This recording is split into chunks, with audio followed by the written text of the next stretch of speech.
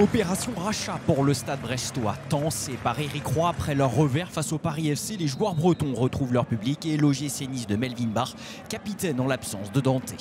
Toujours privés de succès cette saison, les Finistériens doivent faire sans Mama Baldé blessé. Les autres éléments offensifs habituels, eux, sont bien là. À commencer par Romain Del Castillo, bien lancé sur le côté droit, qui va virevolter face à Thiago Gouveia, avant d'offrir un caviar à Ludovic Ajorc. Entame de caractère du SB29 avec le 60e but en carrière dans l'élite pour Ajorc, co-meilleur buteur de Ligue 1 en activité.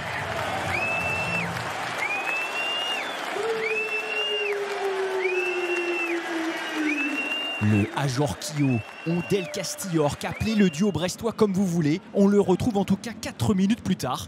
Ajorc réalise un gros travail en pivot, le décalage pour Del Castillo et le bijou de l'ancien lyonnais.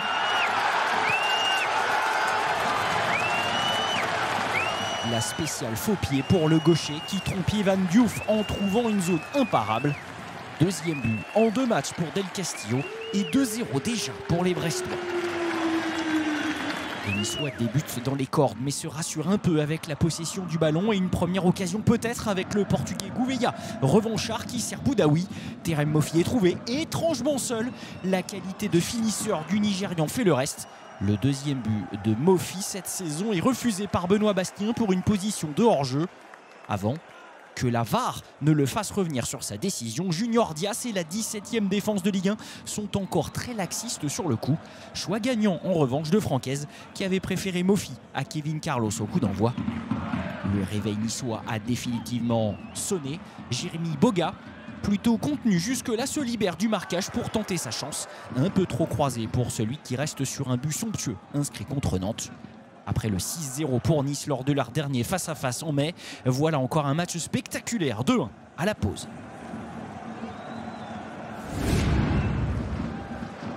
On garde les mêmes bases en deuxième période. Le centre de Kenny Lala pour Patembou, remise intelligente pour Ludovic Ajorc. Le Réunionnais profite de son mètre 96 pour pousser son ballon sur la barre du but azuréen.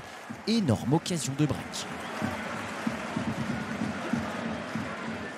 Histoire de buteur et de tête encore 7 minutes plus tard, quand Moffi arrive à prendre le meilleur sur la défense brestoise après un corner de Jonathan Klaus.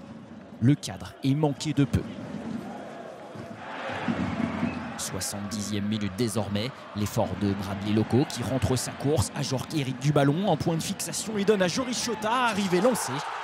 Le boulet de canon superbe pour la nouvelle sentinelle bretonne, dont le dernier but en Ligue 1 avait déjà été inscrit face à Nice avec Montpellier. Brest reprend 2 buts d'avance sur ce Nice.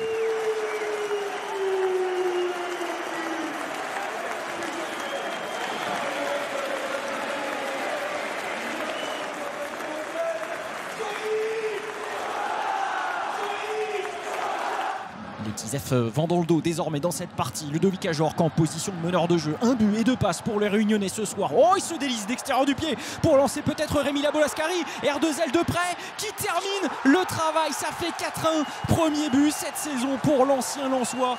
Mais quelle nouvelle galette de Ludovic Ajorc. Irrésistible.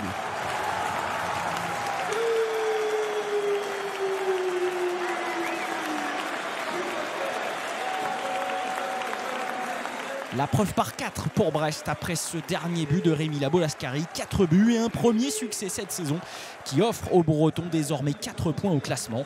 Après les 3 buts concédés au Havre, voilà une nouvelle claque en déplacement pour Nice avant de débuter sa campagne en Ligue Europa.